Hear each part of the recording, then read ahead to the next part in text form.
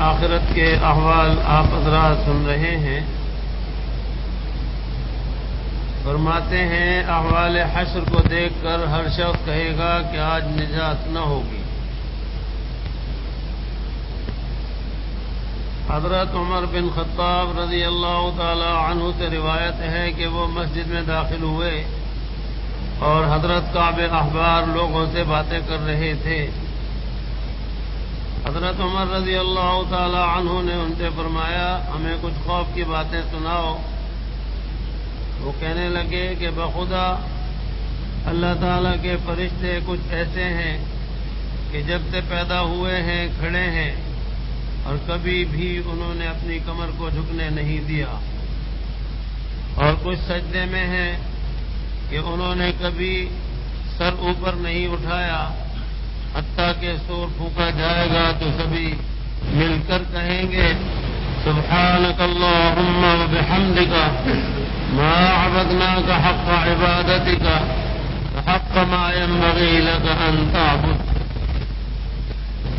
اے اللہ، ہم تیری پاکیزگی بیان کرتے ہیں، تیری حمد و ثنا کے ساتھ ہم تیری ایسی عبادت نہیں کر پائے جیسا کہ تیری عبادت کا حق ہے اور جیسا کہ تیری شان معبودیت کے لائق ہے۔ یہی جملہ حضرات انبیاء کرام علیہ السلام نے بھی کہا اپنے اپنے زمانے میں، جبکہ عبادت میں کامل اور مکمل ہوتے تھے، اس کے باوجود بھی انہوں نے اقرار کیا ما عبدناک حق عبادتک، اور اللہ تعالیٰ کے نیک بندوں نے اور بندیوں نے بھی یہی اقرار کیا ما عبدناک حق عبادتک، اور ہم اور آپ بھی اقرار کرتے ہیں ما عبدناک حق عبادتک۔ ایک مرتبہ زبان سے مستورات بھی کہہ لیں اور مرد حضرات بھی کہ ہم بھی اپنے رب کے دربار میں عاجزی پیش کرتے ہیں ما عبدناک حق عبادتک، جیسی آپ کی شان ہے عبادت کی، حمد و ثنا کی، ہم اس کا کوئی حق ادا نہ کر سکے، اور ویسے آپ کی شایان نشان کوئی بھی تعریف بھی نہ کر سکے۔ یہ بہت ہی محبوب اور مقبول کلمات ہیں کہ پیغمبروں نے بھی کہا، فرشتوں نے بھی کہا، سارے اللہ والوں نے کہا، ہم بھی کہتے ہیں اللہ تعالی ہمیں بھی اپنے نیک اور محبوب بندوں میں داخل اور شامل فرما لے۔ آگے فرماتے ہیں اس ذات کی قسم جس کے قبضے میں میری جان ہے کہ جہنم قیامت کے دن قریب کر دی جائے گی، جس میں چیخ و چنگاڑ کی آوازیں ہوں گی، حتیٰ کہ جب وہ قریب کر دی جائے گی تو وہ ایک ہولناک آواز نکالے گی جس سے تمام انبیاء کرام علیہم السلام اور شہداء کرام تک گھٹنوں کے بل گر پڑیں گے، اور ہر نبی، ہر صدیق، ہر شہید یہ کہے گا اے اللہ میں تجھ سے صرف اپنے متعلق سوال کرتا ہوں۔ حضرت ابراہیم علیہ السلام، حضرت اسماعیل علیہ السلام اور حضرت اسحاق علیہ السلام کو بھول جائیں گے، یعنی حضرت ابراہیم علیہ السلام اپنے بیٹوں کو بھول جائیں گے اور کہیں گے اے اللہ میں تیرا خلیل ابراہیم ہوں۔ وہ وقت اتنا نازک ہوگا، نفسی نفسی کا عالم ہوگا کہ اس وقت اپنے سوا دوسرا کوئی یاد ہی نہ رہے گا۔ اللہ تعالیٰ ہی ہمارے حالوں پر رحم فرمائے اور ہمیں آپ کو وہاں کے لیے بھرپور طریقے سے اس زندگی میں تیاری کی توفیق عطا فرمائے، توبہ و استغفار کی توفیق عطا فرمائے، نیکیوں میں لگائیں، برائیوں سے بچائیں، کہ جو لمحات زندگی ملے ہیں بڑے غنیمت ہیں، پھر کیا معلوم ہے کہ کیا صورتحال پیش آئے اور کیسے جو ہے وہ دنیا سے جانا ہو جائے اور کب جانا ہو جائے۔ آگے ارشاد فرماتے ہیں جنت کا داخلہ ایمان پر موقوف ہے۔ آگے اسی مضمون کا تسلسل ہے، اے ابن خطاب اگر تیرے پاس اس دن 70 نبیوں کے عمل بھی ہوئے تو تجھے یہ گمان ہونے لگے گا کہ آج نجات نہ ہوگی، یہ سن کر قوم رو رو کر نڈھال ہونے لگی۔ تو حضرت عمر رضی اللہ تعالیٰ عنہ نے یہ حال دیکھ کر فرمایا، اے کعب ہمیں کوئی خوشخبری سناؤ۔ وہ کہنے لگے کہ آپ کو خوش ہونا چاہیے کہ اللہ تعالیٰ کی 313 شریعتیں ہیں۔ قیامت کے روز اگر کوئی انسان ان میں سے کسی ایک کو بھی کلمہ اخلاص کے ساتھ لے کر حاضر ہوگا تو اللہ تعالیٰ اس کو جنت میں داخل کر دیں گے۔ بخدا اگر تمہیں رحمت خداوندی کا ادراک ہو جائے تو تم عمل میں سست پڑ جاؤ۔ میرے بھائی، ایسے دن کے لیے اعمال صالحہ کے ذریعے اور گناہوں سے پرہیز کے ساتھ تیاری کرو، کیونکہ عنقریب قیامت کا دن دیکھے گا اور اپنی ضائع کردہ عمر پر نادم ہوگا۔ جیسا یہاں آپ نے سنا کہ اللہ پاک نے جو شریعت عطا فرمائی دنیا میں، پیغمبر بھیجے، سب کے اصول تو ایک ہی ہیں، فروع میں فرق رہا۔ جیسے اللہ پاک نے مناسب سمجھا انہیں اللہ پاک نے توفیق عطا فرمائی اور اسی کے مطابق احکام دیے۔ 313 شریعتیں ہوئی۔ سب سے آخری جو ہے وہ جناب نبی کریم صلی اللہ تعالی علیہ وسلم کی ہے۔ اور اسی طرح سے پیغمبروں کے بارے میں بھی ہے کہ رسول جو ہیں اللہ تعالیٰ کے وہ 313 ہے۔ نبی تو بہت زیادہ ہیں، سارے ملا کر رسول اور نبی 1,24,000 ہیں کم و بیش۔ 1,24,000 میں سے 313 رسول ہیں۔ اور اسی طرح سے اللہ تعالیٰ کی زبردست شان ہے کہ اصحاب بدر بھی 313 ہیں۔ یہ مبارک اعداد ہی کی بنا پر بہت سے کلمات میں، معاملات میں ان 313 کے عدد کو بہت ہی زیادہ مقبولیت حاصل ہوئی، اور اسی طرح سے اس کے اچھے اثرات جو ہیں وہ ظاہر ہوتے ہیں۔ بزرگان دین نے بھی عرض کیا، حضرت شیخ الحدیث صاحب رحمۃ اللہ علیہ نے بھی فضائل میں ذکر فرمایا کہ درود شریف پڑھے کم از کم 313 مرتبہ پڑھے۔ میں عرض کرتا ہوں کہ استغفار پڑھے تو 24 گھنٹے میں کم از کم 313 مرتبہ تو ہو جائے۔ یہ عدد بڑا مبارک ہے۔ اسی طرح 40 کا عدد بڑا مبارک ہے۔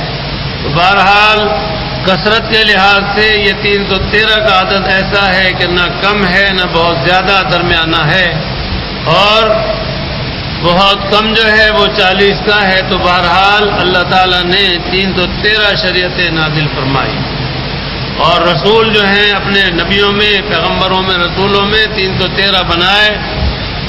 اس کے اندر آپ اتنی بات سمجھ لیجئے، ہمارا آپ کا اجمالی طور پر سب پر ایمان لانا جو ہے وہ ضروری ہے کہ یا اللہ جتنے بھی آپ نے پیغمبر بھیجے ہم سب پر ایمان لاتے ہیں، کسی قسم کی تفریق نہیں کرتے، جیسا کہ یہود و نصارہ نے کیا کہ اپنے پیغمبر کو مان کر دوسروں کا انکار کیا۔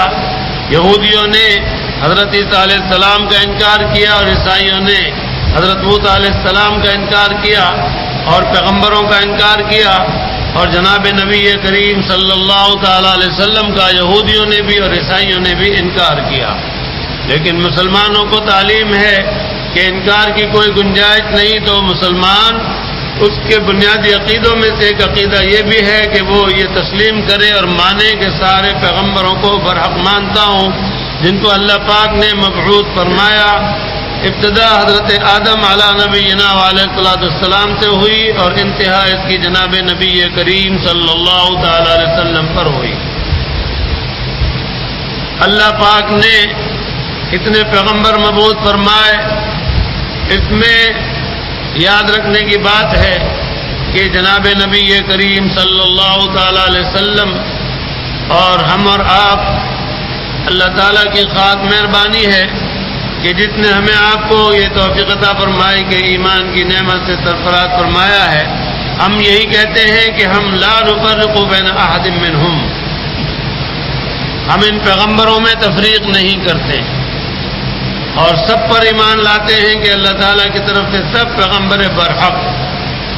ابتدا اور انتہا کی ضروری شرط ہے کہ جناب نبی کریم صلی اللہ تعالی علیہ وسلم آخری پیغمبر ہیں، اور آپ نے نبوت کے سلسلے کی تکمیل فرما دی ہے. آپ کے بعد کوئی پیغمبر نہیں.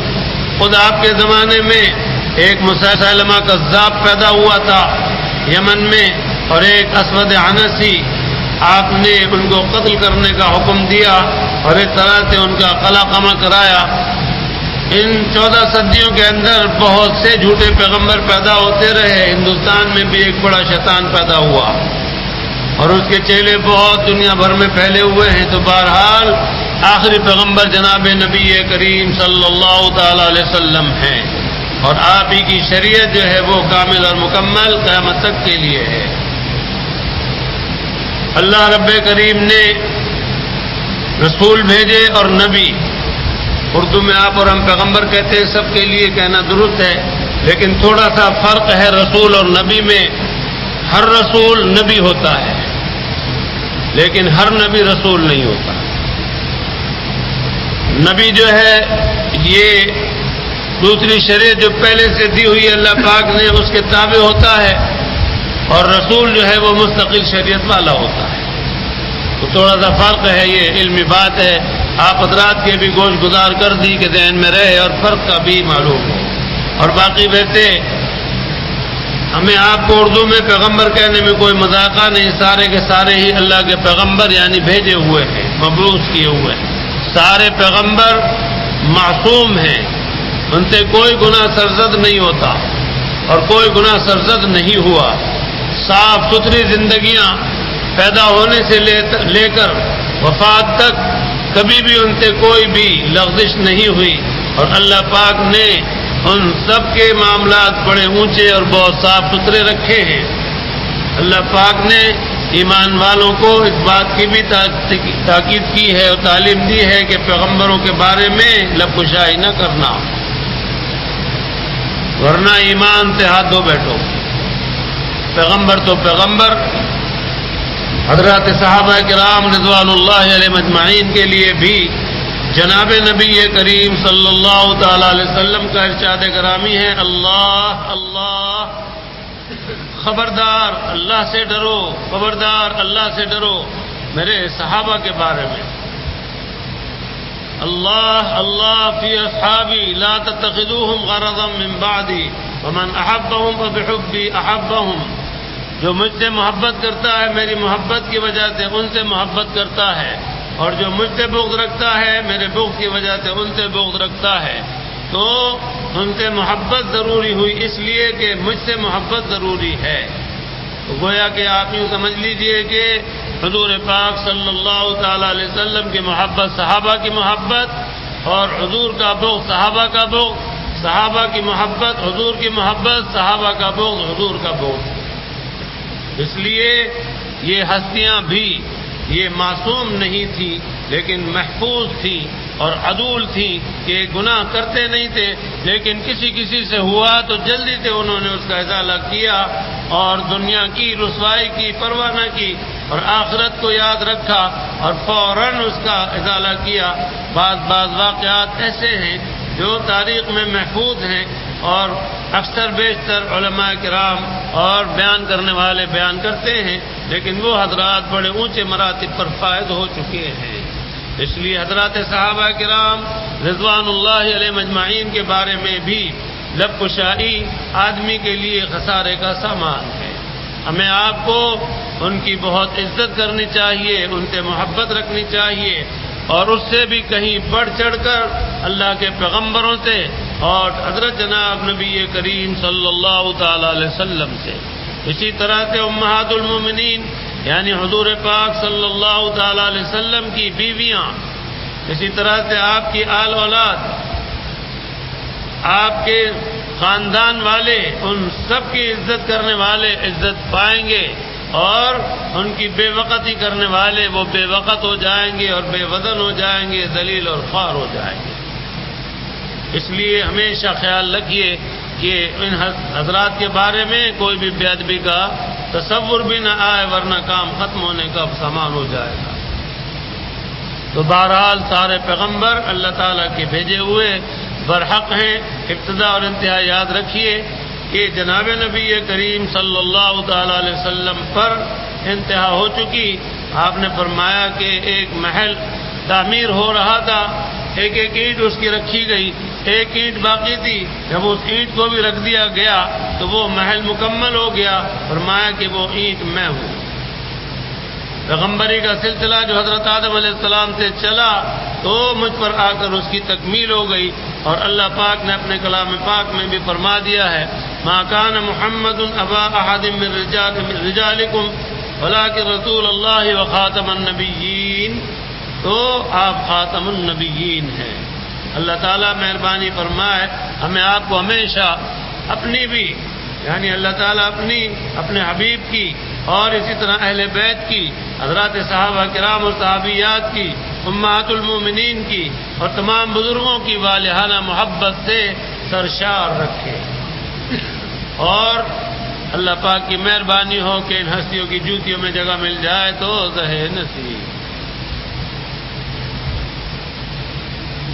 آدمیوں میں بیماری ہوتی ہے، مسلمان بھی ہیں، سب کچھ ہے، لیکن بحث بازی کی بیماری ہوتی ہے تو بغیر بات کے وہ شروع ہو جاتے ہیں۔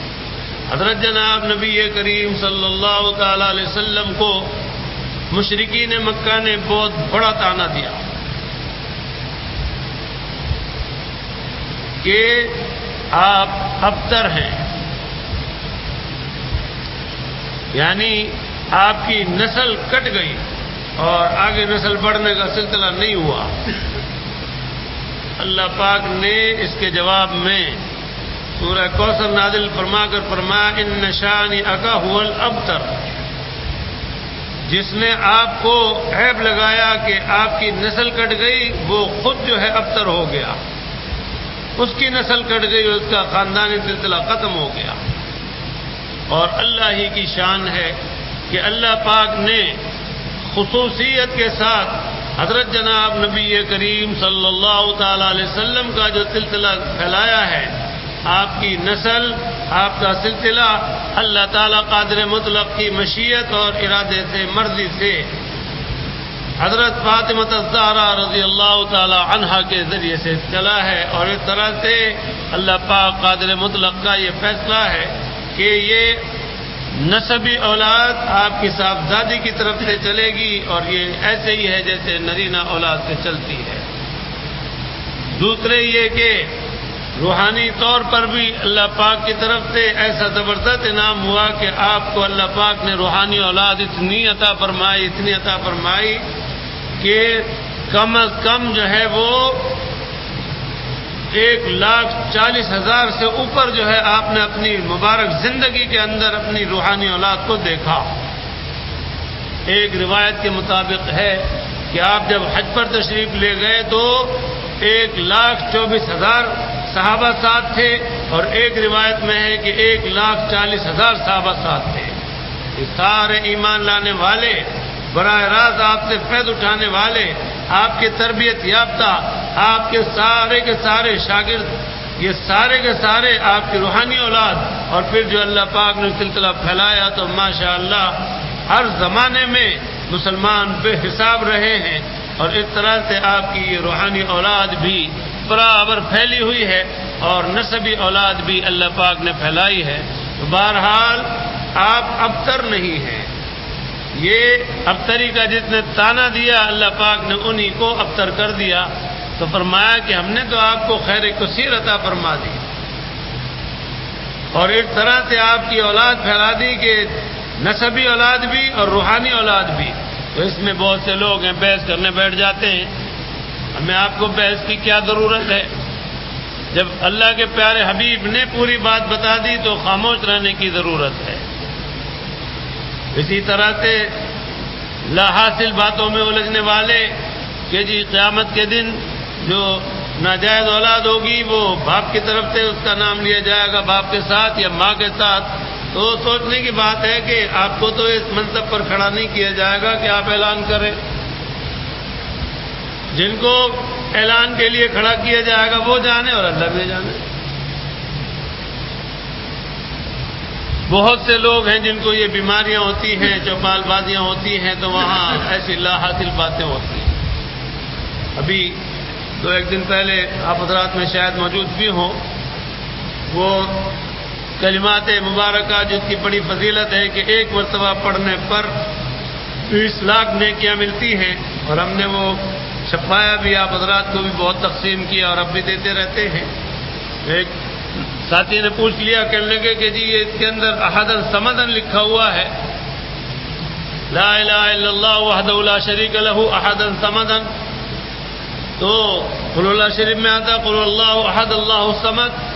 میں نے انہیں سمجھایا کہ بھائی عربی کے قاعدے ہیں، یہاں پر احدن سمدن ہی ہے قاعدے سے، وہاں اللہ الصمد ہے۔ تو بہرحال آدمی کو جب علم نہیں ہوتا تو وہ الجھ کر رہ جاتا ہے، اور بہت سے وہ ہیں کہ جو اس میں فتوے بھی جاری کر دیتے ہیں کہ جی اس میں غلط لکھ دیا، اس میں غلط لکھ دیا۔ تو ایک طرح سے یاد رکھیے کہ نہیں آتا تو جن کو آتا ان سے پوچھ لیا کریں۔ مؤذن کے بارے میں آپ کو پہلے بعض واقعات سنا چکا ہوں کہ لا حاصل باتوں میں الجھنے والے مؤذنوں کی اذان کے اوپر اعتراض کر دیتے ہیں کہ جی مؤذن اذان غلط دیتے ہیں، وہ کہتے ہیں اشہد ان محمد رسول اللہ، اور کلمے کے اندر لا الہ الا اللہ محمد رسول اللہ۔ ہم جب وہاں پیڈل کے پٹل ایریا میں رہتے تھے تو وہاں بھی کچھ ایسے بوڑھے بوڑھے لوگ تھے جن کے پاس کوئی کام نہیں تھا، وہ سارے اکٹھے ہو کر صبح صبح ایک ہوٹل تھا وہاں اس میں جمع ہوتے تھے اور ویسے آلتو پالتو کرتے تھے۔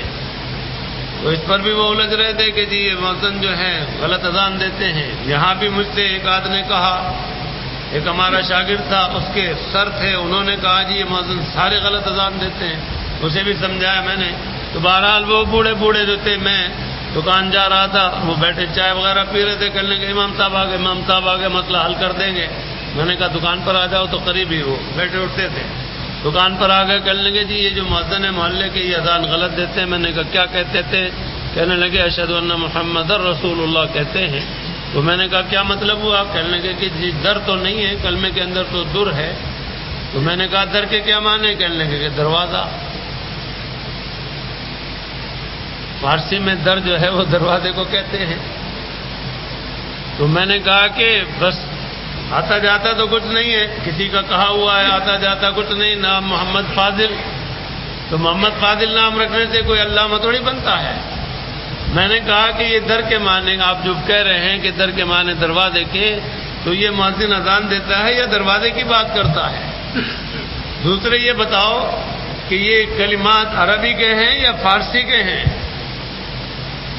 اشہد ان محمد رسول اللہ یہ حضور پاک صلی اللہ تعالی علیہ وسلم کی رسالت کی گواہی دے رہا ہے، تو اس میں دروازہ کھولنے اور بند کرنے کا کیا جھگڑا ہے؟ اب چپ۔ میں نے کہا کہ مؤذن اذان صحیح دیتا ہے، تمہیں خود کو پتہ نہیں، باتیں کرتے ہو اور پیسے کرتے ہو۔ تو اصل بات یہ ہے کہ انا کی وجہ سے یہ محمدر جو ہے اس کے اوپر زبر ہیں، اور اصل کلمہ کیا ہے؟ اشہد ان محمدن رسول اللہ۔ تو کہاں ہے در؟ پھر کہنے دیکھا وہ یہ بتایا انہوں نے۔ تو عرض کرنے کا مقصد ہے کہ بتیرے بوجھ بجکڑ ہیں، آج کے دور میں بھی اس قسم کی گفتگو کرتے ہیں اور اس طرح سے انہیں معلوم نہیں ہوتا۔ تو یاد رکھیے کہ لا حاصل بحثوں میں الجھنے والے بہت زیادہ غیبتوں میں مبتلا ہوتے ہیں، خرابیوں میں پڑتے ہیں اور اپنی نیکیاں برباد کرتے ہیں۔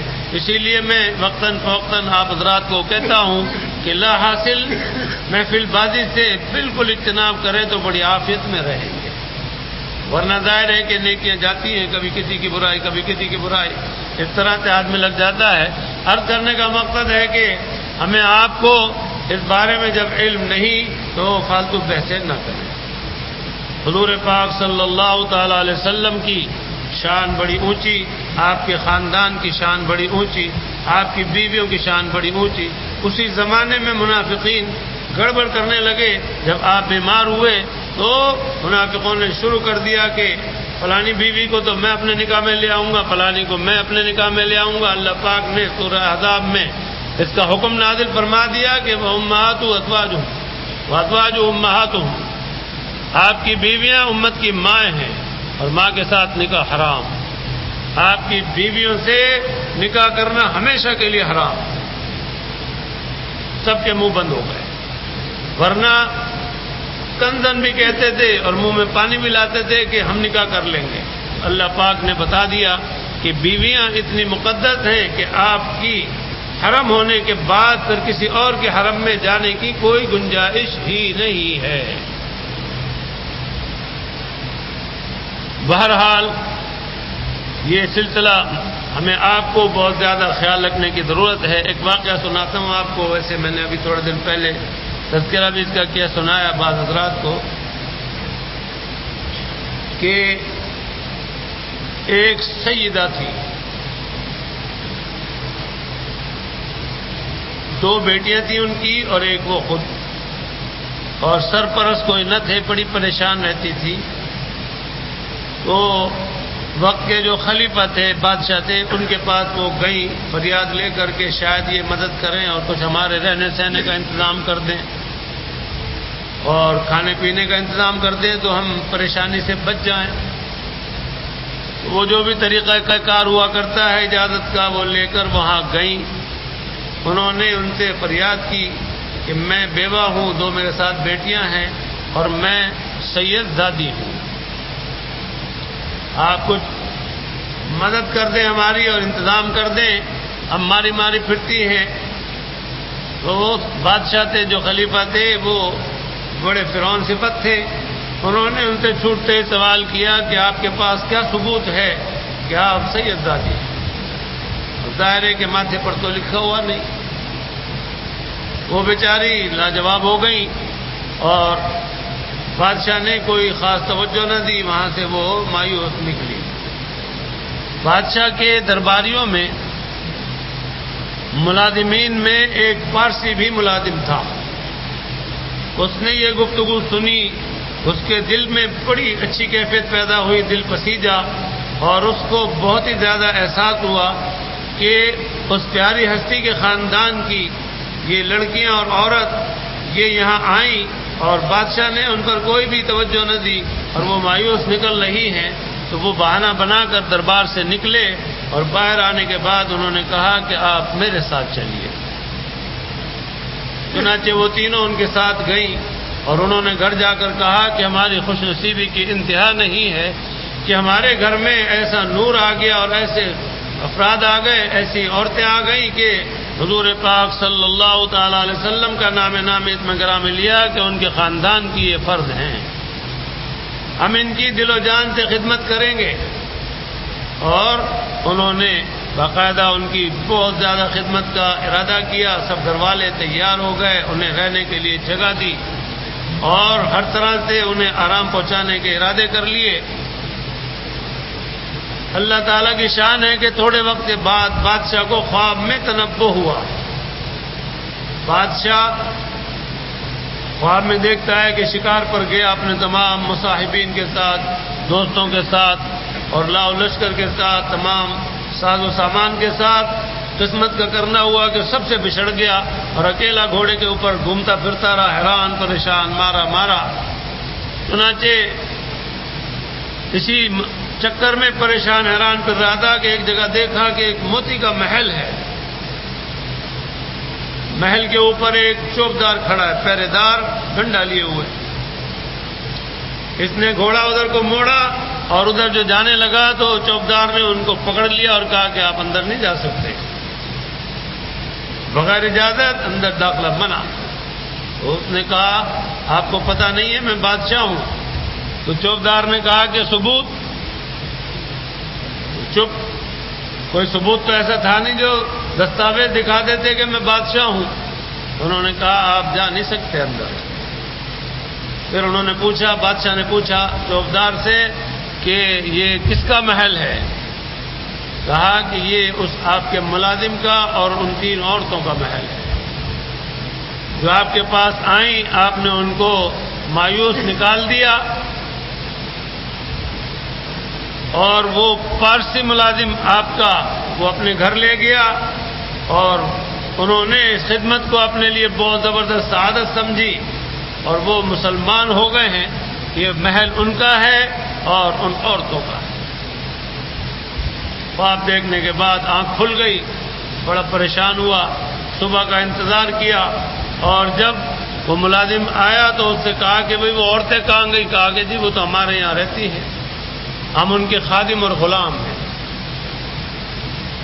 کہنے لگے کہ ان کو لے کر آؤ، لوٹاؤ، کہا کہ نہیں، وہ اب نہیں آتی، وہ تو ہماری قسمت میں ان کی خدمت تھی، اللہ تعالیٰ نے ہمیں یہ سعادت بخشی۔ تو بہرحال پھر انہوں نے کہا کہ ہمیں اللہ پاک نے بڑی زبردست مہربانی فرما کر نوازا کہ ہمارے دل میں اتنا جذبہ پیدا ہوا کہ ایسی پیاری ہستیاں، ایسے پیارے آقا کی، خاندان کی، اور وہ اس طرح سے رلتی پھرتی ہیں۔ میں انہیں اپنے گھر لے گیا تھا، میرے گھر والے بھی سارے مسلمان ہو گئے ہیں اور میں بھی مسلمان ہو گیا ہوں، ہم دل و جان سے ان کی خدمت کرتے ہیں۔ تو اس لیے یاد رکھیے کہ ہمیں آپ کو زیادہ کھود کرید کی ضرورت نہیں، جبکہ دوسری طرف یہ قصہ بھی ہے کہ نمبر 2 بھی ہوتے ہیں، لیکن وہ جانے اور ان کا کام۔ اس پر بھی کسی کا شعر ہے، جب ہم طالب علم تھے تو ہمارے کسی دوست نے ہمیں سنایا اور یاد کر لیا تھا اس وقت، تو وہ آ جاتا ہے زبان پر کہ نمبر 2 لوگ جو ہیں، جو اصل سید نہیں، ان کے لیے کسی نے کہا پہلے تھے ہم نیم جلاہے، پھر ہم ہو گئے درزی، لوٹ پیٹ کے ہو گئے سید، اللہ میاں کی مرضی۔ تو نمبر 2 کا معاملہ بھی ہے، لیکن بہرحال ہمیں آپ کو خود کرید نہیں کرنی چاہیے۔ ویسے سادات کی اتنی بات ضرور ہے کہ ان کے رہن سہن سے، بود و باش سے، صورت شکل سے ٹپکتا ہے، بغیر ان کے اظہار کیے کہ بھی لگتا ہے کہ بے شک یہ خاندان نبوی سے ہیں، کیونکہ ظاہر ہے جناب نبی کریم صلی اللہ تعالی علیہ وسلم کی جو شان ہے، اس کے اثرات آپ کے خاندان میں آتے ہیں۔ نیکی کے لحاظ سے بھی سادات جو حقیقت میں سادات ہیں، بہت نیکیوں میں سباق ہوتے ہیں۔ اسی طرح سے بود و باش کے لحاظ سے بڑے زبردست، صاف ستھرے اور بہت ہی زیادہ پروقار ہوتے ہیں، گفتگو میں بھی، رفتار میں بھی، کردار میں بھی، اعمال میں بھی، ہر چیز سے ٹپکتا ہے کہ واقعی میں یہ سادات ہیں۔ اور پھر بھی اس کے اوپر کسی نے کافی پرانی بات ہے، حقیقت سنائی کہ ایک جگہ رشتہ داری ہوئی، پوچھا کہ بھئی کون ہے؟ کہا جی سید ہیں۔ دوسری طرف کہا کون ہے؟ کہا جی سید ہیں۔ کہنے لگے ٹھیک ہے جی، جبکہ سادات میں شادی کرنا منع نہیں ہے، جائز ہے، سادات میں شادی ہوتی ہے۔ خود میرے گھر میں بھی ماشاءاللہ جو ہے وہ سید ہیں۔ تو بہرحال اس طرح سے انہوں نے کہا کہ اچھا رشتہ ہو گیا، سب کچھ ہو گیا۔ پہلی رات کو جب رخصت کر کے لے گئے تو میاں صاحب نے بیوی کے سامنے ہاتھ جوڑ لیے، کہا کہ جی ہم تو نقلی سید ہیں اور آپ اصلی سید ہیں، لہذا میرے لیے تو ہاتھ لگانا بھی جائز نہیں، آپ مجھے معاف کرنا۔ اور بہت زبردست ہم نے غلطی کی، اور وہ رات اسی طرح سے انہوں نے گزار دی، بتا دی۔ صبح پھر لڑکی والے آ کے لڑکی کو لے گئے، اس نے جا کر وہاں سہیلیوں کو بتایا، سہیلیوں نے والدہ کو بتایا کہ بھئی یہ تو قصہ اس طرح ہو گیا، وہ کہہ رہے ہیں کہ ہم تو نمبر 2 سید ہیں۔ پھر وہ والدہ نے والد کو بتایا لڑکی کے کہ ایسے ایسے قصہ ہو گیا، اور دولہا میاں تو یہ کہہ کر معذرت خواہ ہو گئے۔ انہوں نے پھر دولہا میاں کے والد کو بلایا کہ بھئی وہ کیا قصہ ہوا، سنا اس طرح کچھ ہو گیا۔ کہنے لگے کہ ہاں وہ بیٹے نے مجھے بتایا کہ اس طرح ہم لوگ تو ظاہر ہے کہ بنے ہوئے سید ہیں اور آپ حضرات اصلی سید۔ انہوں نے کہا فکر کی کوئی بات نہیں، جیسے آپ ویسے ہم، لہذا گاڑی ٹھیک چلنے دو۔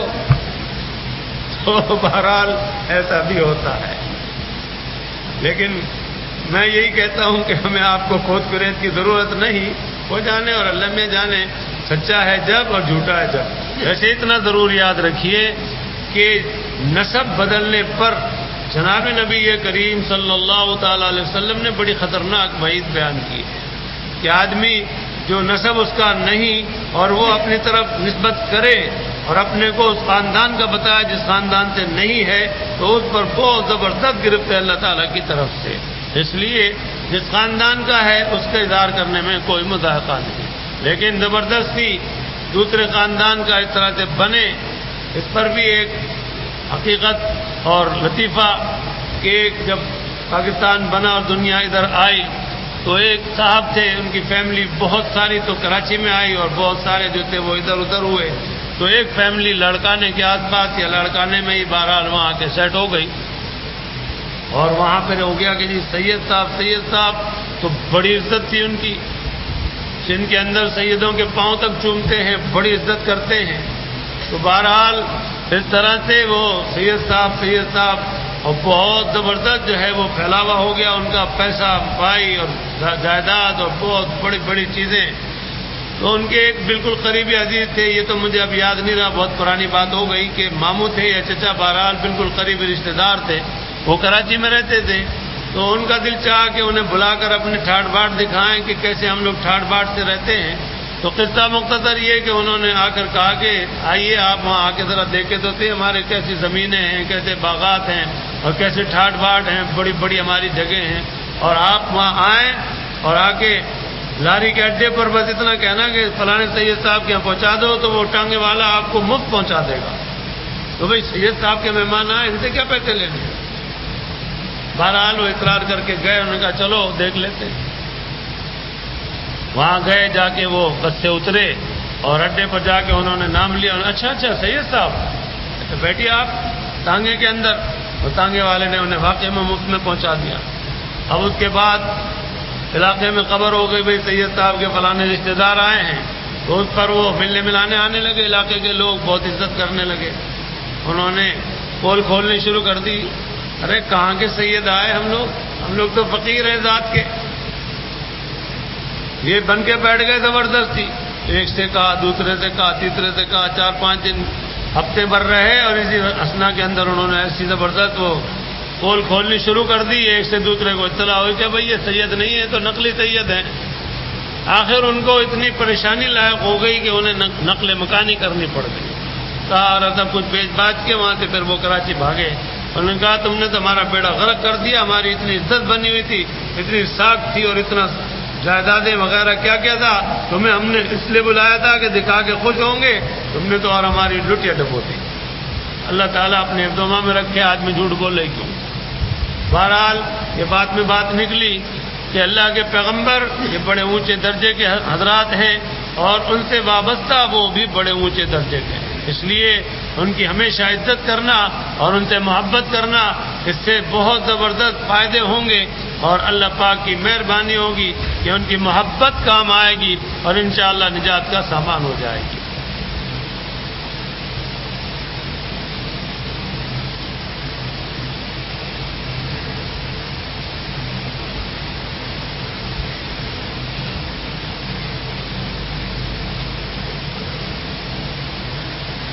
فرماتے ہیں قیامت کے آثار مرنے کے بعد ہی شروع ہو جاتے ہیں۔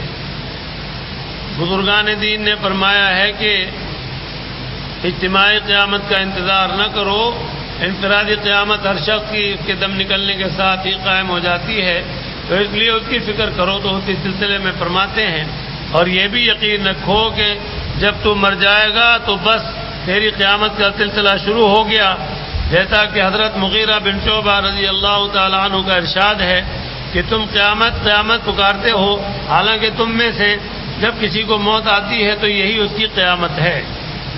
حضرت علقمہ بن قیس رضی اللہ تعالیٰ عنہ سے منقول ہے کہ وہ ایک آدمی کے جنازے کے ساتھ تھے، قبر پر کھڑے ہو گئے، دفن سے فارغ ہوئے تو فرمانے لگے کہ بس اس کی قیامت تو قائم ہو گئی۔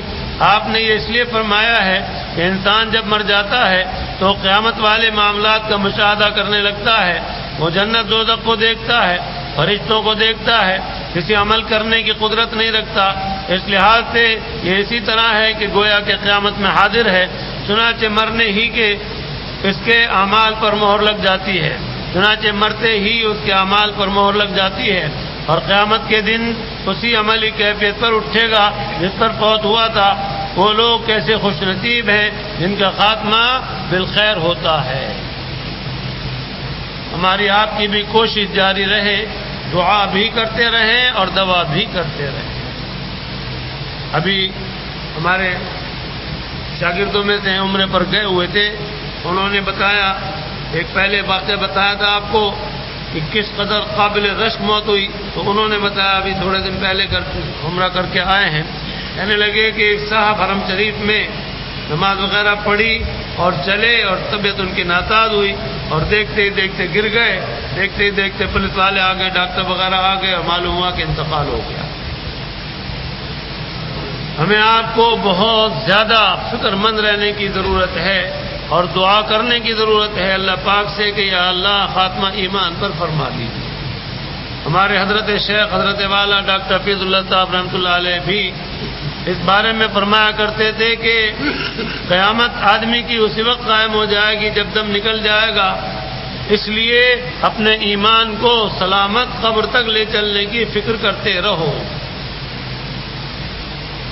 اس لیے کہ اس سے پہلے کچھ پتہ نہیں، جیسا کہ میں پچھلے مضمون میں بھی عرض کر چکا ہوں کہ کتنے ایسے جو بگڑے ہوئے تھے وہ آخر میں سدھر گئے اور بیڑا پار ہو گیا، اور کتنے سدھرے ہوئے تھے محنت میں لگے ہوئے تھے اور آخر خراب ہو گیا اور کام سارا خراب ہو گیا۔ جناب نبی کریم صلی اللہ تعالی علیہ وسلم کا ارشاد گرامی ہے وَمِلَاكُ الْعَمَلِ خَوَاتِمُهُ، عمل کا مدار خاتمے پر ہے، جو حالت آخر کی ہوگی اسی پر جو ہے فیصلے ہو جائیں گے، اس لیے آخر کی بڑی زیادہ جستجو اور فکر رکھنے کی ضرورت ہے کہ اللہ میاں خاتمہ ایمان پر فرمائے۔ اور یہ بڑی زبردست بات ہے، جو اللہ والوں سے وابستہ رہا کرتے ہیں اور ان سے فیض حاصل کرتے ہیں، اللہ تعالیٰ بڑا کرم فرماتے ہیں کہ ان کا خاتمہ ایمان پر ہوتا ہے، کیونکہ جستجو رہتی ہے اور اس جستجو میں وہ بہت زیادہ ہوشیار رہتے ہیں۔ جب بھی ذرا طبیعت ناساز ہوتی ہے تو فوراً ہی وہ کلمہ کلام پڑھ لیتے ہیں اور اس طرح سے تیار ہو جاتے ہیں۔ بعض آدمی ایسے ہیں کہ سانس آ جاتا ہے پھر چلتا رہتا ہے، بعض ایسے ہیں کہ دم نکل جاتا ہے، تو بہرحال جس کو جستجو ہے وہ اس بات کی بڑی فکر میں رہتا ہے۔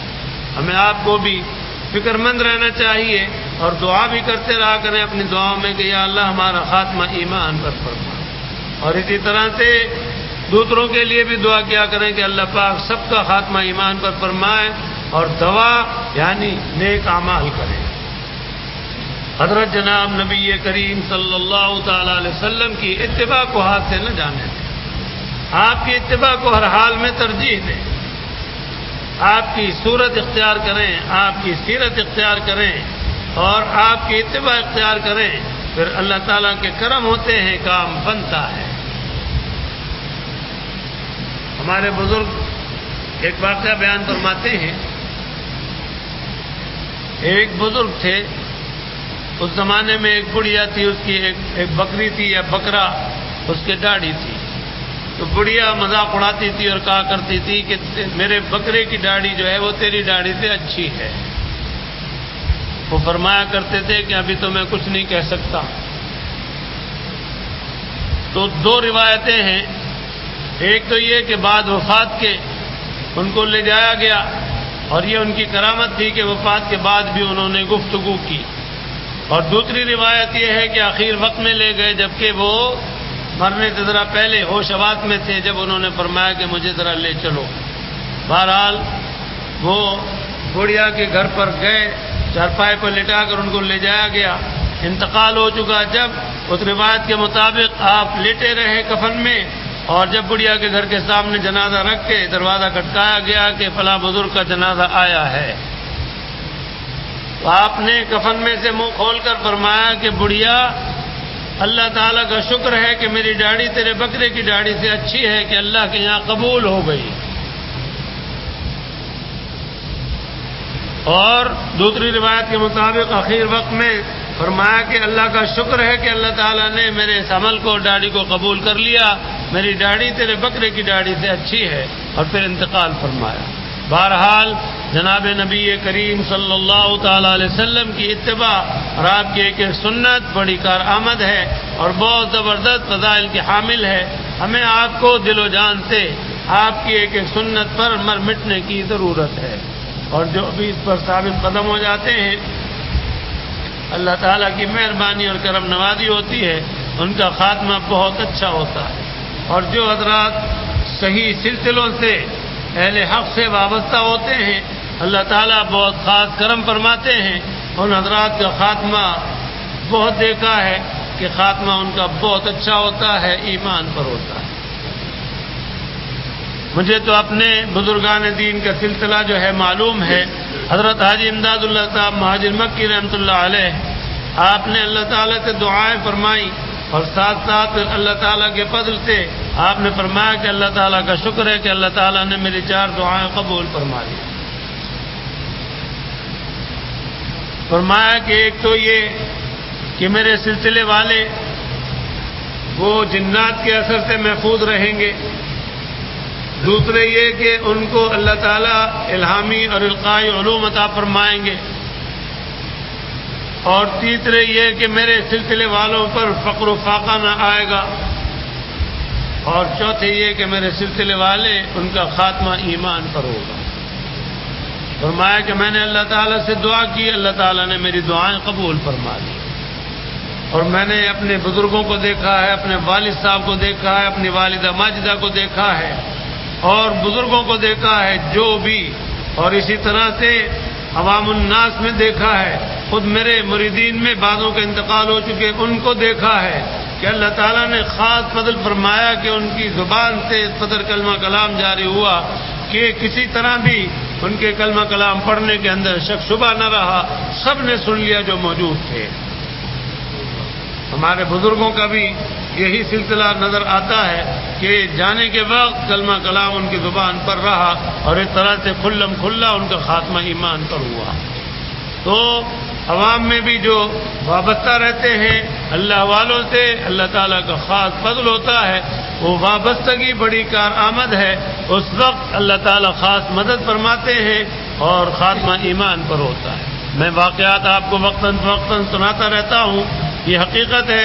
جو دل و جان سے اللہ رسول سے محبت رکھتے ہیں، اللہ والوں سے محبت رکھتے ہیں، ان سے فیض حاصل کرتے ہیں، تعلق رکھتے ہیں، اس کے اثرات ایسے نازک وقت میں ظاہر ہو کر رہتے ہیں. اللہ پاک ہمیں آپ کو بھی اپنے نیک اور محبوب بندوں میں داخل اور شامل فرمائیں اور جب تک زندہ رکھیں اسلام پر مضبوط رکھیں اور جب دنیا سے اٹھائیں خاتمہ ایمان پر فرمائیں.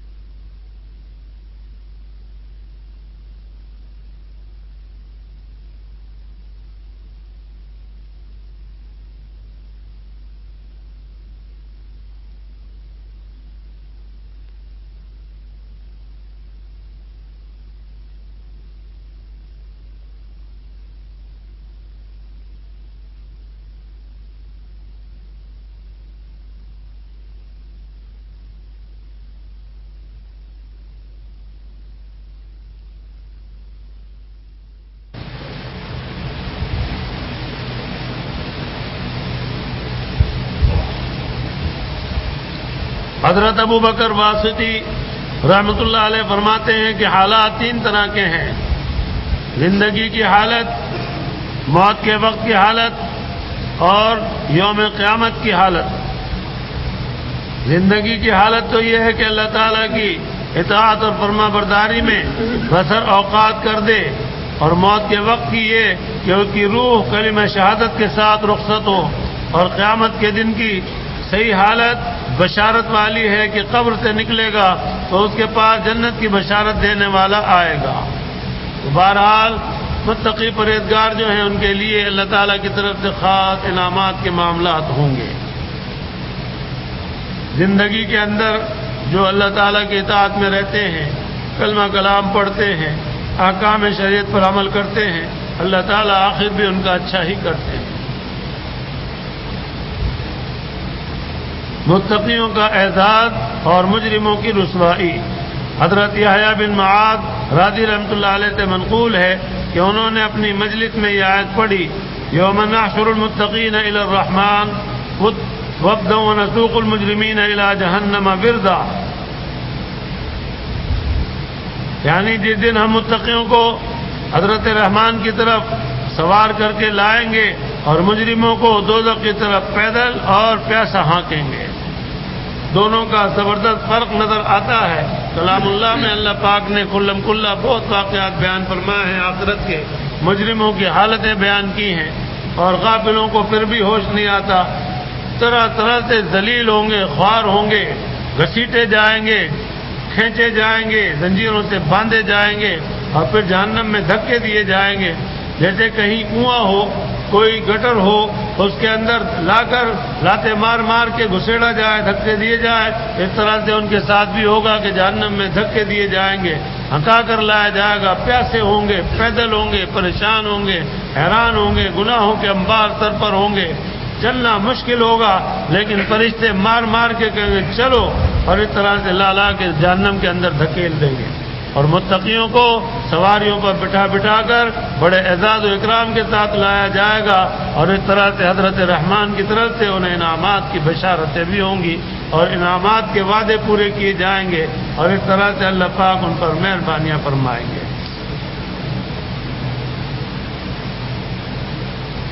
فرماتے ہیں انہوں نے یہ اپنی مجلس میں آیت پڑھی اور کہنے لگے، لوگوں ذرا صبر کرو، کل قیامت کو تمہیں محشر کی طرف ٹولیوں کی شکل میں جمع کیا جائے گا، اور تم ہر طرف سے فوج در فوج آؤ گے، اور اللہ تعالیٰ کے روبرو اکیلے اکیلے پیش کیے جاؤ۔ آدمی اپنا حساب جو ہے وہ اکیلا اکیلا نپٹائے گا، جیسے دنیا میں بھی بہت معاملات ہیں کہ آدمی اپنے حساب و کتاب کو اکیلا اکیلا ہی نپٹاتا ہے، اس طرح وہاں بھی اکیلے اکیلے ہی نپٹانا ہوگا۔ آدمی اپنی اس منزل کو اور مرحلے کو یاد رکھے اور وہاں کے لیے تیاری جاری رکھے، تو اللہ تعالیٰ مہربانی فرمائیں گے کہ چھٹکارے کا سامان بھی ہو جائے گا۔ اور جو غافل ہیں، اور پھر غفلت بھی ایسی بری طرح سے انہیں یوں سمجھ لیجئے کہ ڈبو رہی ہے کہ میاں کچھ نہیں ہوتا، اللہ میاں رحمان بھی تو ہیں، رحیم بھی تو ہیں، غفور بھی تو ہیں، تو اس دھوکے میں وہ گناہ کیے جاتے ہیں اور توبہ نہیں کرتے۔ تو ظاہر ہے کہ پھر اس صورت میں جب مجرم بن کر وہ کھڑے ہوں گے تو ان کے پاس جواب کہاں سے آئے گا؟ اور جو دنیا کے اندر نیکیاں کر کے اقراری مجرم بنے رہیں گے اور اللہ میاں سے رو رو کر گڑ گڑا کر یہی کہتے رہیں گے، یا اللہ ہم سے غلطیاں ہو گئیں، قصور ہو گئے، گناہ ہو گئے، ہم تو کچھ بھی عبادت نہ کر سکے، آپ کی شایان شان کوئی بھی عبادت نہ کر سکے، کسی بات کا حق ادا نہ کر سکے، تو اللہ تعالیٰ کی ظاہر ہے کہ اس عاجزی پر کس قدر مہربانیاں ہوں گی، اور اللہ تعالیٰ نواز دیں گے اور کرم فرما دیں گے۔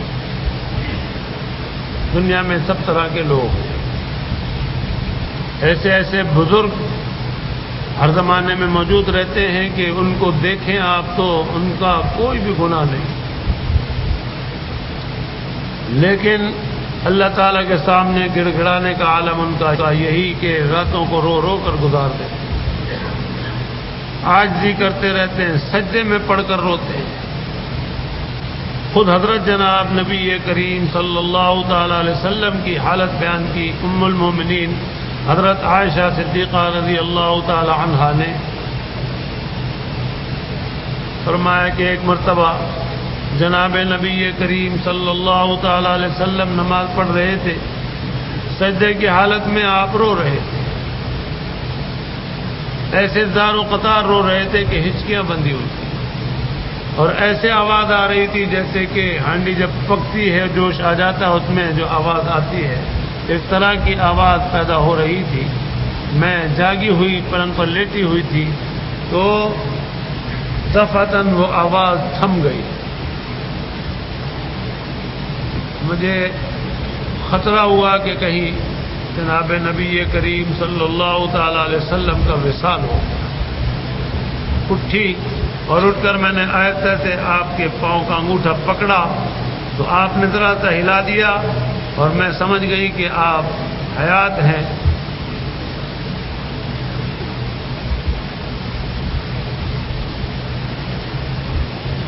ہمارے پیارے آقا کا یہ عالم تھا کہ جن کا کوئی گناہ نہیں، اور پیغمبروں میں سب کے سردار، امام الانبیاء، سب سے افضل ترین ہستی، خلاصہ کائنات، ان کا یہ عالم ہوتا تھا اکثر بیشتر کے زار و قطار رویا۔ ہمارے حضرت شیخ حضرت ڈاکٹر حفیظ اللہ صاحب رحمۃ اللہ علیہ بیان فرماتے تھے، ایک غزوے میں آپ کا خیمہ الگ تھا اور باقی صحابہ کا الگ۔ حضرت صدیق اکبر رضی اللہ تعالی عنہ آپ سے ملنے آئے، دیکھا کہ نماز کی حالت میں مصروف ہے، زارو قطار رو رہے ہیں، واپس چلے گئے، فتح ہو کر نہیں دے رہی تھی، غالب گمان ہے کہ غزوہ خندق واللہ عالم۔ تو چلے گئے، تھوڑی دیر کے بعد آئے کہ اب آپ نماز سے فارغ ہو گئے ہوں گے، تو پھر دیکھا کہ پھر رو رہے تھے، قیام کی حالت تھی، زار و قطار رو رہے تھے، بے ساختہ ہو رہے تھے، پھر چلے گئے، تھوڑی دیر کے بعد پھر آئے، پھر دیکھا آپ کبھی رکوع میں جاتے ہیں، کبھی قیام کرتے ہیں، کبھی رکوع میں جاتے ہیں، کبھی قیام کرتے ہیں، زار و قطار ہو رہے ہیں۔ حضرت صدیق اکبر رضی اللہ تعالی عنہ دیکھ کر اب بے ساختہ ہو گئے، برداشت جواب دے گئی، فرمایا یا رسول اللہ بس کیجئے، بس کیجئے، یا رسول اللہ آپ نے ہلکان کر لیا اپنے کو، اس قدر زار و قطار رو رہے ہیں، دیکھا نہیں جا رہا ہے، بس کیجئے یا رسول اللہ بس کیجئے، درخواست کرنے لگے۔ تو ہمارے حضرت فرماتے تھے کہ حضور پاک صلی اللہ تعالی علیہ وسلم کی جو کیفیت تھی تو اس میں آپ کا امامہ مبارک بھی ڈھلک رہا تھا، ہوش بالکل نہیں تھا، زار و قطار دعائیں کر رہے تھے، رو رہے تھے اور دعائیں کر رہے تھے۔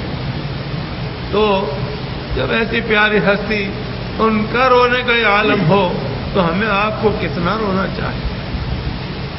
ہم اپنی طرف اگر جھانک کر دیکھیں، اب تو بڑے گناہگار ہیں، رواں گناہگار ہے۔ کون سا حصہ ہمارے جسم کا ہوگا جس میں آپ اور ہم یہ کہہ سکیں گے کہ ہمارا یہ حصہ صاف؟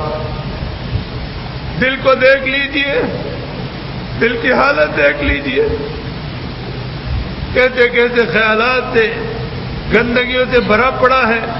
دماغ کو دیکھ لیجئے تو وہ بھرا ہوا ہے، اعضاء کو دیکھ لیجئے تو وہ بھرے ہوئے ہیں۔ روئیں کی طرف جب نظر دوڑاتے ہیں تو ہر چیز جو ہے ہمیں ملوث ہی نظر آتی ہے۔ تو ہمیں آپ کو کتنا اپنے رب کے سامنے رونا چاہیے کہ یا اللہ ایسے گناہگار، سیاہکار، بداتوار، بداعمال آپ کے بندے بڑے گندے، اگر آپ معاف نہ فرمائیں گے تو ہم کہاں جائیں گے؟ آپ مہربانیاں فرما کر ہمیں پاک و صاف فرما دیجیے، اور ان لمحات میں جبکہ کوئی کسی کا پرسان حال نہ ہوگا، اپنی اپنی نبیڑنے کی پڑی ہوگی، اس وقت کیا حال ہوگا؟ اس وقت مہربانی کے معاملے فرمائیے اور اس طرح سے کرم فرما کر یہی پاک و صاف فرما دیجیے تاکہ معاملہ آسان ہو جائے، ورنہ ظاہر ہے کہ برداشت کس میں ہو؟ جب پیغمبروں کا بھی یہ حال ہوگا کہ گھٹنوں کے بل گر پڑیں گے تو آپ اور ہم نے کیا گئے کس شمار میں؟ اللہ پاک کی مہربانیاں ہوں، ان کی کرم نوازیاں ہوں، اور ہمیں آپ کو اللہ پاک اپنے نیک اور محبوب متقی بندوں میں داخل اور شامل فرمائے۔ غور و فکر کیا کریں، کہتے کہتے اللہ والے گزرے، راتوں کو پوری پوری رات رو رو کر گزارا کرتے تھے، یہی التجائیں ہوا کرتی تھی، یہی مناجات ہوا کرتی تھی، عرض و معروض کیا کرتے تھے، رو رو کر دنیا کے اندر اپنا آخرت کا معاملہ اچھا کرا لیا اور بہت عیش اور آرام کی زندگی پالی۔ ہم بھی اپنے رب سے التجائیں کیا کریں، چلتے پھرتے، بیٹھتے اٹھتے، رات کو سوتے میں آنکھ کھل جایا کرے۔ ہمارے حضرت والا حضرت ڈاکٹر عبداللہ صاحب رحمۃ اللہ علیہ فرمایا کرتے تھے، تھوڑی سی دیر کو اٹھ کر بیٹھ جاؤ اور اپنے رب سے عرض و معروض کر دو، کہہ دو یا اللہ بڑے گناہگار ہیں، بڑے گندے ہیں، آپ پاک کر دیجئے، آپ مہربانی فرما دیجئے۔ تو تھوڑی دیر دعائیں مانگ کے اور پھر سو جایا کرو، اللہ تعالیٰ کرم کریں گے تو جب مرحلے آئیں گے تو اس وقت آسانی ہو جائے گی۔ اللہ پاک ہمیں آپ کو ان تمام مراحل سے، زندگی کے اختتام پر جو مراحل پیش آنے والے، کسی کو کچھ پتا نہیں ہے کس کے ساتھ کیا کچھ ہوگا، اس مراحل کے اس میں بھی، اس کے بعد کے برزخی مراحل میں بھی اور آخرت کے مراحل میں بھی اللہ تعالیٰ ہمیں آپ کو اپنی عنایت اور مہربانی سے مالا مال فرما دے، کرم فرما دے اور مشکلیں آسان فرما دے، اپنے نیک اور محبوب بندوں کے ساتھ کر دے اور جناب نبی کریم صلی اللہ تعالی علیہ وسلم کا ساتھ نصیب فرما دے۔ بس اسی پر اکتفا کرتا ہوں، دعا کر لیجیے اللہ پاک مہربانیاں۔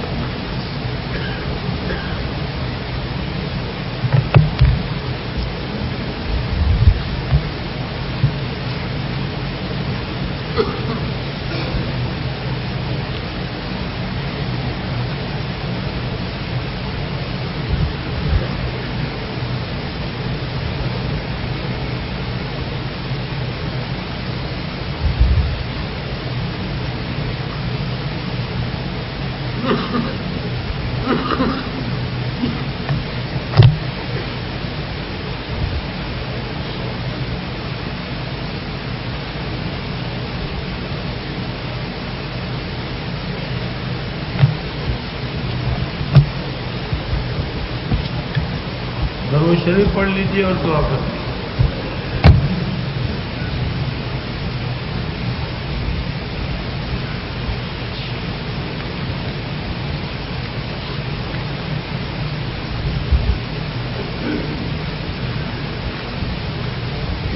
جن صاحب نے پرچہ دیا ہے وہ دوسرے وقت میں بات کر لیں، یہ موقع سوال کرنے کا نہیں ہوتا۔ درود شریف پڑھ لیجیے۔ اللهم صل على سيدنا ومولانا محمد وعلى آل سيدنا ومولانا محمد وبارك وسلم۔ اللهم انت السلام ومنك السلام تبارك يا ذا الجلال والإكرام۔ اللهم أعنا على ذكرك وشكرك وحسن عبادتك۔ اللهم وفقنا لما تحب وترضى۔ ربنا آتنا في الدنيا حسنة وفي الآخرة حسنة وقنا عذاب النار۔ ربنا ظلمنا أنفسنا وإن لم تغفر لنا وترحمنا لنكونن من الخاسرين۔ ربنا لا تجعلنا فتنة للقوم الظالمين ونجنا برحمتك من القوم الكافرين۔ ربنا اغفر لنا ولإخواننا الذين سبقونا بالإيمان ولا تجعل في قلوبنا غلا للذين آمنوا ربنا إنك رؤوف رحيم۔ اللهم أرنا الحق حقا وارزقنا اتباعه وأرنا الباطل باطلا وارزقنا اجتنابه۔ اللهم ارزقنا زيارة الحرمين الشريفين وارزقنا حجا مبرورا وسعيا مشكورا وذنبا مغفورا وعملا صالحا مقبولا وتجارة لن تبور يا عالم ما في الصدور يا عزيز يا غفور۔ رب اغفر وارحم وتجاوز عما تعلم إنك تعلم ما لم نعلم إنك أنت الأعز الأكرم۔ اللهم قل لي ولوالدي ولجميع المؤمنين والمؤمنات والمسلمين والمسلمات الأحياء منهم والأموات إنك قريب مجيب الدعوات۔ رب اجعلني مقيم الصلاة ومن ذريتي ربنا وتقبل دعاء۔ ربنا اغفر لي ولوالدي وللمؤمنين يوم يقوم الحساب۔ ربنا هب لنا من أزواجنا وذرياتنا قرة أعين واجعلنا للمتقين إماما۔ رب ارحمهما كما ربياني صغيرا۔ رب ارحمهما كما ربياني صغيرا۔ اللهم لا تدع لنا ذنبا إلا غفرته ولا هما إلا فرجته ولا دينا إلا قضيته ولا مريضا إلا شفيته ولا ميتا إلا رحمته ولا حاجة من حوائج الدنيا والآخرة إلا قضيتها يا قاضي الحاجات يا أكرم الأكرمين يا أرحم الراحمين۔ اے الہ العالمین اپنا کرم فرمائیے، اے الہ العالمین اپنی رضا عطا فرمائیے، اپنا قرب عطا فرمائیے۔ یا اللہ ہمارا ایک گناہ معاف فرما دیجیے۔ قدم قدم پر حضرت جناب نبی کریم صلی اللہ تعالی علیہ وسلم کی کامل اتباع نصیب فرمائیے، کامل مشابہت نصیب فرمائیے۔ ضالین اور مغضوبین کی پیروی اور مشابہت اور غلامی سے بچائیے. آپ ہمارے ہو جائیے اور ہمیں اپنا بنا لیجیے. دونوں جہان کی عافیت کاملہ نصیب فرمائیے اور اپنی رضا کاملہ نصیب فرمائیے. اے الہ العالمین جب تک زندہ رکھے اسلام پر قائم دائم رکھیے اور عزت کی زندگی عطا فرمائیے. جب دنیا سے اٹھائے خاتمہ ایمان پر فرمائیے اور عزت کی موت عطا فرمائیے. اے اللہ دنیا میں بھی آرام سے رکھیے اور یا اللہ مرنے کے وقت بھی آرام عطا فرمائیے اور سہولت فرمائیے.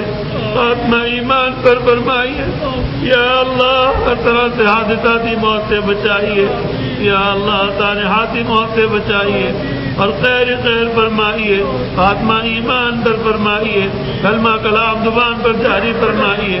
اور یا اللہ برزخی زندگی بھی عیش و آرام کے فرما دیجیے. آخرت کی زندگی بھی عیش و آرام کے فرما دیجیے. اور یا اللہ اپنی رضا عطا فرمائیے اور مقام رضا عطا فرمائیے. اے اللہ ہم میں تیرے کے ماں باپ کی ایک ایک یا اللہ خطا اور قصور کو معاف فرما دیجیے. یا اللہ مغفرت کاملہ فرمائیے. اے اللہ جتنے بھی دنیا سے جا چکے ہیں ان سب کی یا اللہ مغفرت کاملہ فرما کر ان کی قبروں کو یا اللہ نور سے پر فرما دیجیے. انہیں کروٹ کروٹ راحت و سکون نصیب فرمائیے. میرے والدین کی بھی یا اللہ مغفرت کاملہ فرمائیے. درجات عالیہ عطا فرمائیے. جزا خیر عطا فرمائیے. یا اللہ ہم بہت ہی گنہگار ہیں.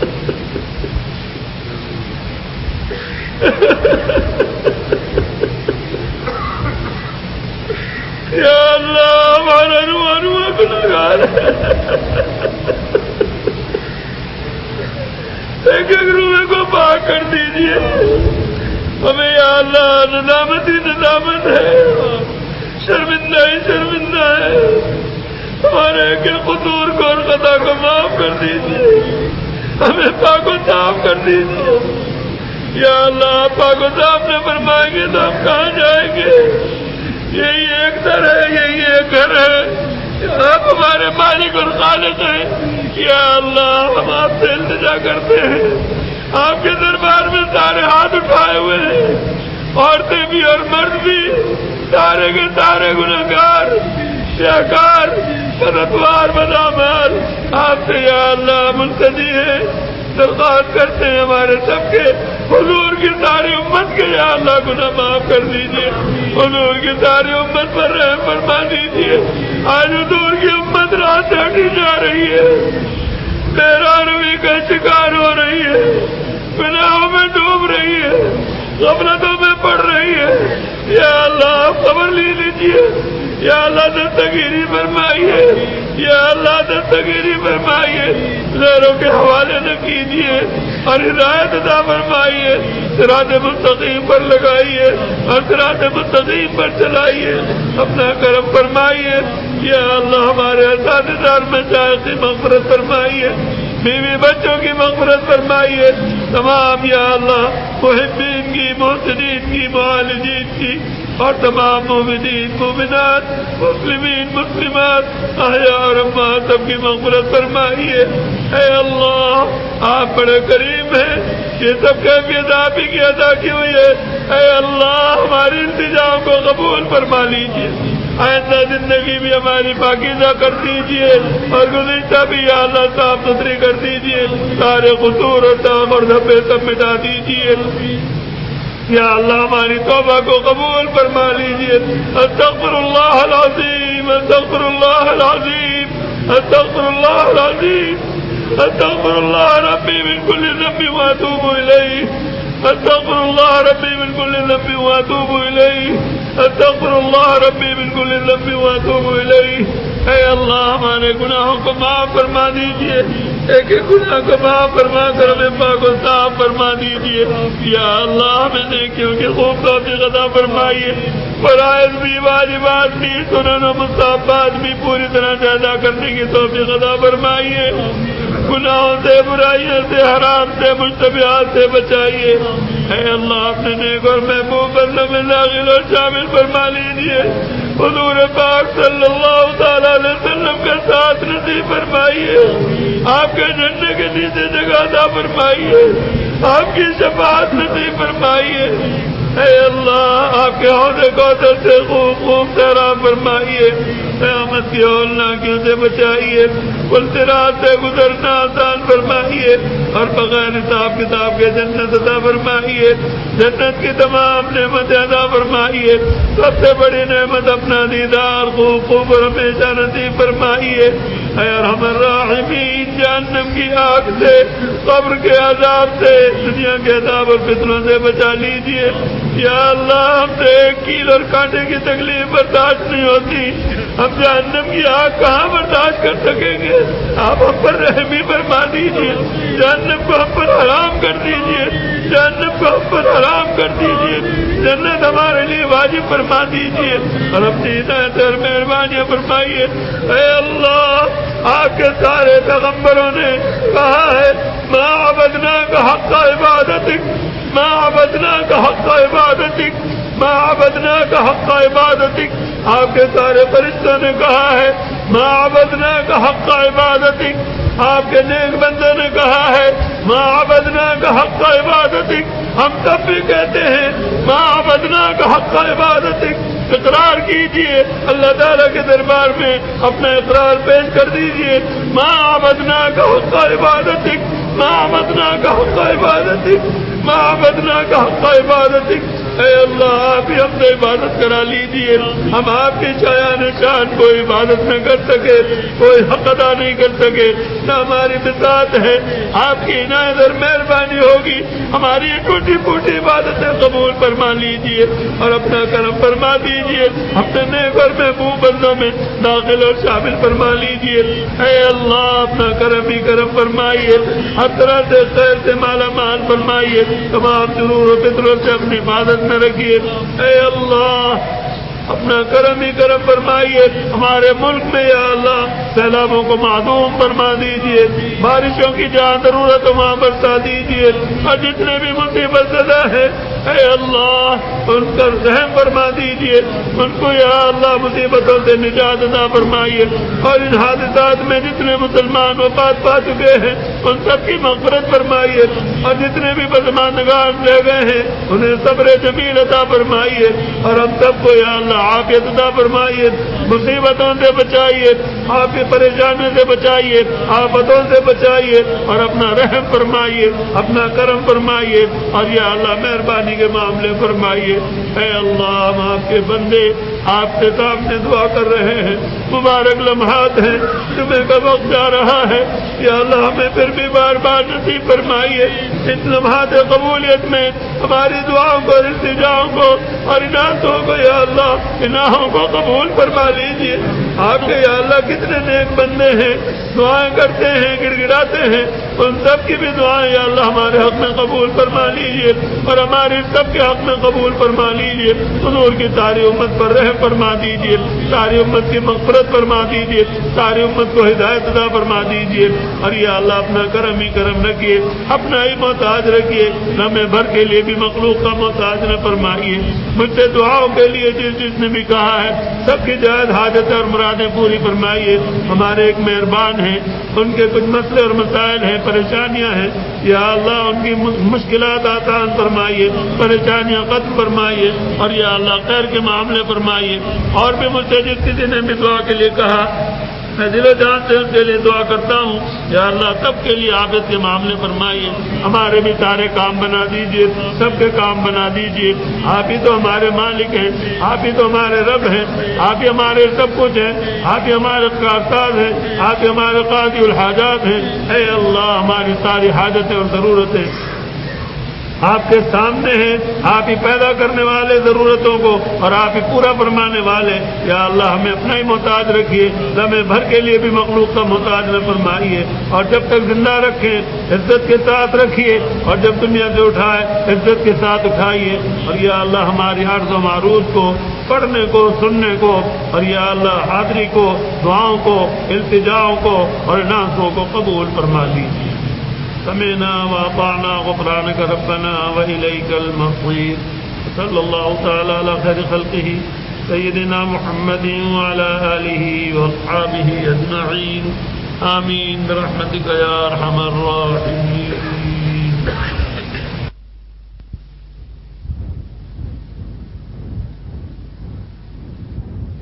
ألم